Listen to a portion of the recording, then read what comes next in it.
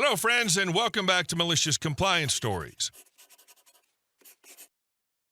We start today's video with a story about a high school grocery bagger who found himself completely by accident in the middle of a petty revenge plot between a husband and wife. But before we begin, best way to support our channel is to leave comments, like, and subscribe with the turned-on bell so you don't miss the new video every single day. Here we go. Why I packed 3 grocery bags that could break your back. Back in high school, I worked as a bagger at a small family-owned grocery store. It wasn't the most exciting job in the world, but it paid enough for gas and movie tickets, and most of the time the work was easy enough. The usual drill was simple. Ask the customer, paper or plastic, and bag the groceries as quickly and neatly as possible. One afternoon, I was about halfway through my shift when this man came through my checkout lane.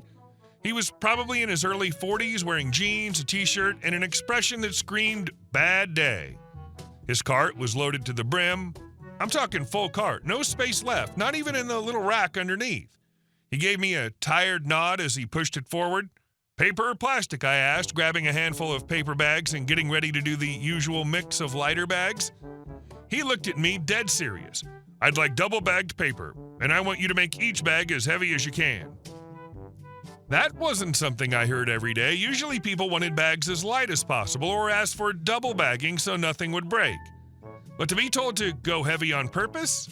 That was new. "Sure thing," I said, shrugging. Honestly, anything that broke up the monotony was fine by me. At least this was different. So I set to work. I packed those bags like I was playing grocery Tetris. The heavier, the better. I stacked canned goods with jars, stuck in milk cartons, and piled in produce. Each double-bagged paper sack ended up so heavy I had to use both arms to lift them into his cart. In the end, I managed to pack his entire haul into just 3 bags. 3 monster bags. The man watched the whole time without saying much, just standing there with his arms crossed, looking grim but satisfied. When I finished, I looked at him. "All set," I said. "I'll help you out to your car." We walked out to the lot together. I wrestled the bags out of the cart and into his trunk one by one, each one feeling like I was loading weights into the car. As I loaded the last bag, the man finally broke the silence. He smirked a little and said, "In case you're wondering why I had you do that, I just had a fight with the wife." I blinked, not really sure what to say. "Oh? Yep, it's my turn to pick up the groceries today," he continued, gesturing at the overloaded trunk. I nodded slowly, realizing where this was going. "And," he said, his grin widening, "it's her turn to unload the car." I let out a short laugh. Got it. He clapped me on the shoulder. "You did great, kid. Thanks for the help." Then he hopped into his car, looking more cheerful than when he came in, and drove off. I stood there in the parking lot for a second, watching him go, still processing the whole thing. I'd packed hundreds of bags by that point, but that was the first time I'd been a part of someone's petty revenge plan. And you know what? It kind of made my day. It's not often a high school bagger gets to feel like an accomplice in a marriage spat. But there I was, helping a guy win a small battle in whatever domestic war was going on at home. When I went back inside, my coworker asked why I was smiling. I just shook my head and said, "You wouldn't believe me if I told you." After that, every time I saw a customer with a full cart and a certain look on their face, I'd wonder if they were planning something similar. But no one ever asked for the heaviest bags possible again. That guy remains the only one.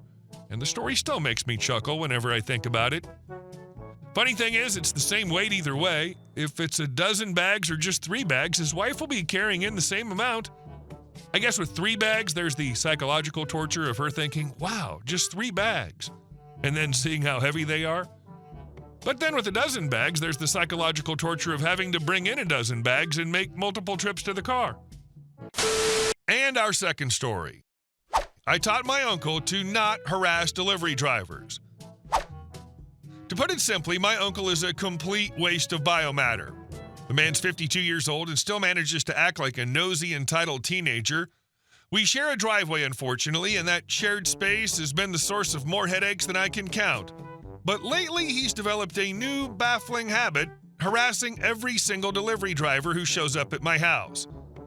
It's not like there's ever been confusion with packages. Our addresses are clearly marked. There's no history of his packages being delivered to us, but there is a history of our stuff ending up at his place by accident. So really, if anyone should be suspicious, it's me. But for whatever reason, every time a delivery driver pulls in, there he is, like clockwork, strutting out of his house, demanding to know if they have anything for him. I don't know if it's boredom, nosiness, or some twisted sense of control, but it's gotten old fast. Anyway, today was the day Karma finally decided to show up, and she didn't disappoint. I'd ordered a new bra, nothing wild, just a red, lacy front clasping bra that I really liked. It was supposed to be delivered today, and sure enough, I heard the telltale sound of the delivery van pulling up in the afternoon. I watched from my window as the driver got out and started walking up the driveway, package in hand. Right on cue, my uncle appeared, practically jogging over like the driver was Santa with a sack full of goodies just for him. "Hey, you got anything for me today?" he called out, already peering at the box like he had some claim to it. The poor delivery driver just blinked at him. "No, sir, this one's for my name," she said, holding out the package toward my door. But my uncle wasn't backing off. He squinted at the label like maybe, just maybe, it actually said his name and not mine. I came outside at that point because I could see this was going nowhere fast. "Uncle, it's for me," I said, taking the box from the driver with a smile. "Thanks so much. Have a good one." He lingered, still looking at the box like it held the secrets of the universe. That's when the idea hit me. "You know what?" I said, keeping my tone casual. "Here, you seem curious. Go ahead, open it." He looked at me, surprised. "You sure?" Yeah, I said. "Here, use my pocket knife." I handed him my little knife, and after a moment of hesitation, he took it. He sliced through the tape, still expecting, I'm sure, to find something interesting or valuable inside. I swear, I wish I had my camera ready because the look on his face was absolutely priceless. There he was, holding up a bright red lacy bra, front clasping, no less, meant for his 21-year-old niece. His eyes went wide. You could practically see the gears grinding to a halt in his brain as the realization hit him. His mouth opened like he wanted to say something, but no words came out. "Thanks for opening it for me," I said sweetly, taking the bra back from his frozen hands and tucking it under my arm. "You can keep the knife, by the way. You earned it." He handed it back wordlessly and turned, heading straight for his house without another word. I watched him go, biting the inside of my cheek to keep from laughing out loud. His mom, my grandma, bless her heart, heard about the whole thing. I didn't even have to say a word.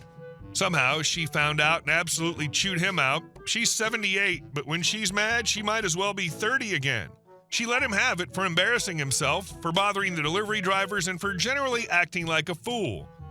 Since then, not a peep from him. No more lurking at the end of the driveway. No more interrogating delivery folks like they're smuggling treasure onto the property. I'd like to think he learned his lesson, but honestly, I'm just enjoying the peace and quiet while it lasts. Yeah, you had me right up until that last sentence. If he actually legitimately did learn his lesson, I'd be calling this fake. Well done. He deserved to be embarrassed. Hey guys, thank you all for watching the video. I'll see you in the next one.